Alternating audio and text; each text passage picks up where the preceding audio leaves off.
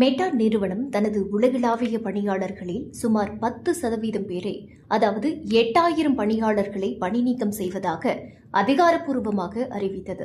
இந்த நடவடிக்கை மே 20 அன்று உலகம் முழுவதும் 3 கட்டங்களாக வேலை நேரத்தின் அடிப்படையில் மின்னஞ்சல் வாயிலாக தெரிவிக்கப்பட்டது.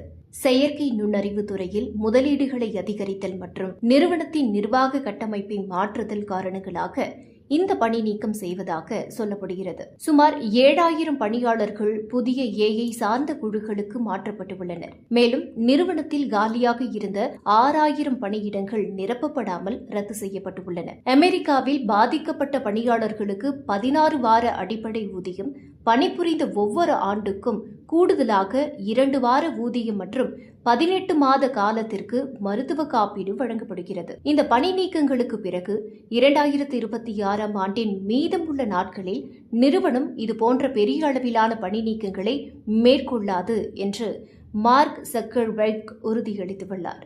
மெட்டா நிறுவனம் 2026ஆம் ஆண்டில் சுமார் 115 பில்லியன் முதல் 135 பில்லியன் வரை செயற்கை நுண்ணறிவு உள்கட்டமைப்பிற்காக செலவிட திட்டமிட்டுள்ளது. மேலாளர்களின் எண்ணிக்கையை குறைத்து சிறிய குழுக்களாக செயல்படுவதன் மூலம் நிறுவனத்தின் வேகத்தை அதிகரிக்க இந்த மறுசீரமைப்பு செய்யப்பட்டுள்ளது. இந்த நடவடிக்கை தொழில்நுட்ப துறையில் ஒரு பெரிய மாற்றத்தை குறிக்கிறது. மனித உழைப்பை விட ஏஐ சார்ந்த தானியங்கி, அதாவது ஆட்டோமேஷன் முறைகளுக்கு நிறுவனங்கள் முன்னுரிமை அளிக்க தொடங்கியுள்ளன என்பதை இது உறுதிப்படுத்துகிறது.